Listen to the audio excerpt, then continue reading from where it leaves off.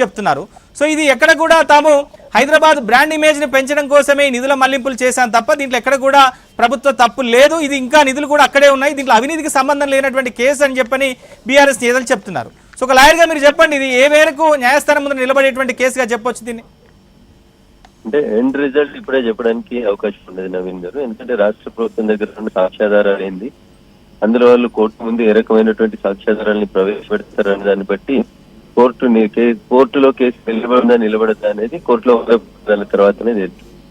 రాష్ట్ర ప్రభుత్వం మాట్లాడుతున్నటువంటి ఆర్గ్యుమెంట్ కరెక్టే అయితే ఐఏఎస్ ఇచ్చినటువంటి వాంగ్మూలం, తర్వాత వచ్చినటువంటి జిహెచ్ఎంసీలో పనిచేస్తున్నటువంటి ఇంకొక అధికారి ఇచ్చినటువంటి వాంగ్మూలాలు కరెక్టే అయితే కాంగ్రెస్ పార్టీ ఎందుకు ఇంతకాలం నుంచి కాలయాపన చేస్తా ఉంది?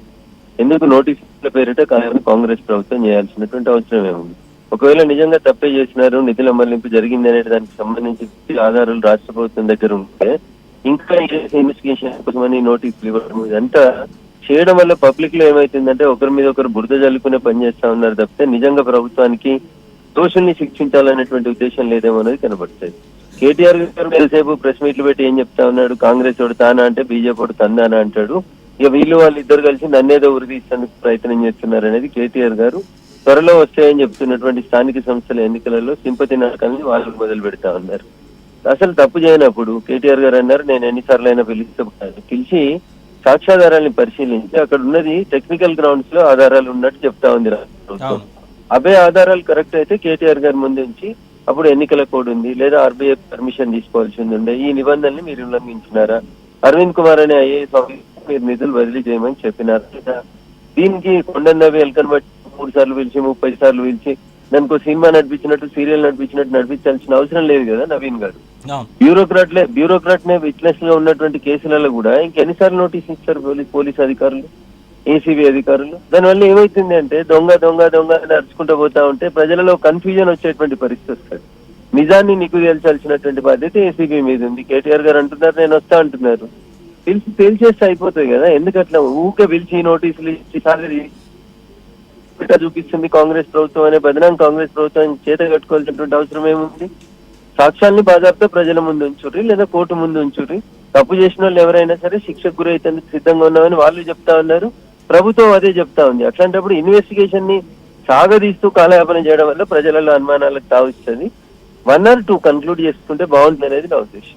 అంటే ఈ కేసులో అంటే ఏసీబీ కేసులన్నీ కూడా 3 నెలలకు మించి విచారణ 3 నెలల లోపుగా విచారణ క్లోజ్ చేయాలంటారు కదా.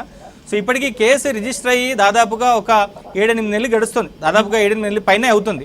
సో కేటీఆర్ని జనవరి 8వ తారీఖున విచారణ జరిపారు, అంటే దాదాపుగా ఒక 8-9 నెలల పైనే అవుతుంది.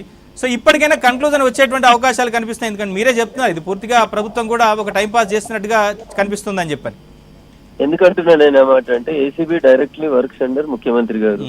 ఏసీబీ డీజీ గారు రిపోర్ట్ చేయాల్సింది ముఖ్యమంత్రి గారికి రిపోర్ట్ చేస్తారు. ఏసీబీ దగ్గర ఎన్ని కేసులు ఉన్నాయి? కాంగ్రెస్ ప్రభుత్వం అధికారంలోకి వచ్చినాక ఏసీబీ నమోదు చేసిన కేసులేండి లక్షల కేసులు ఉన్నాయి. టైం దొరుకుతాయి లేదా వాళ్ళకి? తింపి కొడితే 10 కేసులు 20 కేసులు ఉంటాయి వాళ్ళ దగ్గర. ఆ కేసులలో ఇన్వెస్టిగేషన్ పూర్తి చేయడానికి ముద్దాయిల్ని లేదా సాక్షుల్ని విచారించడానికి ఎన్ని సంవత్సరాలు తీసుకుంటారు నవీన్ గారు వాళ్ళు? ఎందుకు డే బై డే నోటీస్ ఇచ్చి 3 రోజులు 4 రోజులు వారం రోజులలో ఉంటే ఉందని చెప్పురు, లేకపోతే లేదని చెప్పుంది. దాంట్లో పొలిటికల్ గేమ్ ఎందుకు? కాంగ్రెస్ బీజేపీ ఒకటని టీఆర్ఎస్ తిట్టుడైంది, టీఆర్ఎస్ కాంగ్రెస్ వాళ్ళు వచ్చి టీఆర్ఎస్ బీజేపీ ఒకటని మధ్యలో బీజేపీని ఎందుకు అనవసరంగా బదనాం చేస్తారు? భారతీయ జనతా పార్టీకి ఈ కేసులో ఏం సంబంధం ఉంది? పైసలు ఇచ్చింది కేటీఆర్ గారు అనేటువంటి ఆ రోజుల్లో ఉన్నటువంటి మంత్రి. పైసలు పోయినాయి, ఒక కంపెనీకి పోయినాయి, ఇన్వెస్టిగేషన్ చేస్తుంది, కంప్లైంట్ ఇచ్చింది ఇప్పుడున్నటువంటి కాంగ్రెస్ ప్రభుత్వంలో ఉన్న ఐఏఎస్ అధికారులు. దీంట్లో దోబూసలు ఆడుకుంటుంది కాంగ్రెస్, టీఆర్ఎస్ దోబూసలు ఆడుతా ఉన్నాయి. కాళేశ్వరం కమిషన్ పేరిట టైంపాస్, ఈ కమిషన్ పేరిట టైంపాస్. రాగానే అరెస్ట్ చేస్తా లోపలేస్తా అన్నారు. ప్రభాకర్ రావుని వడి తెప్పించి టెలిఫోన్ ట్యాపింగ్ క్లియర్ చేస్తా అన్నారు. ఏం చేస్తున్నారు నవీన్ గారు? ఒక్క కేసులోనండి ఆ పోలీస్ ఇన్వెస్టిగేషన్ ప్రాపర్ గా పోతుందా? ఏం జరుగుతుంది? దుబ్బాకలో నేను బాధితుంది 100 సార్లు చెప్పిన మా ఫోన్ ట్యాపింగ్ చేసినామనేది నిజమని ఒప్పుకుంటున్నారు. అప్పుడు చేసినటువంటి ప్రణీత్ రావు గారు ఇంకొంతమంది అధికారులు ఒప్పుకున్నారని మీరే టీవీలలో బ్రేకింగ్ లేస్తారు. మరి అట్లాంటప్పుడు ఎందుకు ఎఫ్ఐఆర్ లో మరి మేము ఇచ్చిన కంప్లైంట్లను ఎందుకు తిరగదీస్తలేదు ఈ కాంగ్రెస్ ప్రభుత్వం? ఎందుకు ముద్దాయిల్ని రిమాండ్ చేస్తలేరు? అసలు పోలీస్ వ్యవస్థ మీద నియంత్రణ ఉందా హోంమంత్రి గారికి? లేకపోతే నియంత్రణ కోసం చేసుకోవాలి. అందుకనే చెప్తా ఉన్నా, వారికి ఉండే బిజీ షెడ్యూల్ లో వారు దాన్ని సమీక్షించారు, అధికారులు పట్టించుకోరు, కేసులన్నీ ఇట్లే నానిపోతా ఉంటాయి. దీనివల్ల లాభం లేదు. 1 2 3 4 5 days కంటిన్యూస్ గా వేయండి. కేటీఆర్ గారు అంత ధైర్యంగా చెప్తున్నారు కదా, నేను తప్పు చేయలేదు, నేను ఎన్నిసార్లు పిలిచినా వస్తా అని. ఎందుకు ఏసీబీ అధికారులకు ఆయన అడగాలంటే భయం వేస్తుందా? సాక్ష్యాలు లేకపోతే లేవని చెప్పుండ్రి, తప్పుడు కేసు పెట్టినామని చెప్పుండ్రి. అనవసరంగా టైం పాస్ చేసి ప్రజలలో మిగతా సమస్యల నుంచి దృష్టిని మళ్లించుతందుకు. ఇప్పుడు వ్యవసాయం స్టార్ట్ అయింది, వర్షాలు పడతా ఉన్నాయి, రైతులకి రుణాలు కావాలి, రైతులకి గింజలు కావాలి, రైతులకి యూరియా కావాలి, దీని మీద కాన్సన్ట్రేషన్ చేయండి. లేదు మేము ఎవరు ఉంటుంటే వాళ్ళకి అంత ఇస్తామని చెప్పినాం. బీసీలకు 42% రిజర్వేషన్లు ఇచ్చి రేపు స్థానిక సంస్థలకు ఎన్నికలకు రండి. ఈ ఇష్యూస్ ని డైవర్ట్ చేసేందుకు అటు రాష్ట్ర ప్రభుత్వం ఆడుతున్నటువంటి నాటకంగా ప్రజలు భావించవద్దంటే కేసుల ఇన్వెస్టిగేషన్ ని తొందరగా పూర్తి చేయాలనేది నేను అంటే మీరు ఒక సీనియర్ పొలిటీషియన్ గా ఇటు రాష్ట్రంలో జరుగుతున్నటువంటి పరిస్థితి చూస్తున్నారు. సో మీరేమన్నా సుమోటోగా ఇదేమన్నా సిబిఐకి ఇవ్వాలనేటువంటి అంశాన్ని ఏమన్నా టేకప్ చేస్తారా? ఇప్పుడు అదే మాట ముఖ్యమంత్రి గారు చెప్పాలి. మా ఏసీబీ వాళ్ళు సరిగా పనిచేస్తలేరు, మా ఏసీబీ వాళ్ళతో అయితలేదు, దీన్ని సిబిఐకి ఇస్తామని ఒక ఉత్తరం రాయమని సిబిఐ విల్ టేకప్ కదా. రాష్ట్ర ప్రభుత్వం తన బాధ్యతను తాను నిర్వర్తించక మా మీద బురదేస్తా ఉంటే కేటీఆర్ గారు ప్రెస్ మీట్ పెట్టి తిడుతూనే ఉన్నాడు కదా. కాంగ్రెస్ అంటే బీజేపీ తందాని అంటాడని అరుస్తూనే ఉన్నాడు కదా. ఆయన గోల్ రాజకీయం, ఆయన గోల్ ఎలక్షన్స్, ఆయన గోల్ ఎట్లా గెలవాలి, ఎప్పుడు అధికారంలోకి రావాలనే తపన తప్ప కేసుల గురించి విచారణ గురించి కంటే ఎక్కువ పొలిటికలే మాట్లాడుతా ఉన్నారు కేటీఆర్ గారు కూడా. సో అందుకని కాంగ్రెస్ ప్రభుత్వం, it is the time for the Congress government.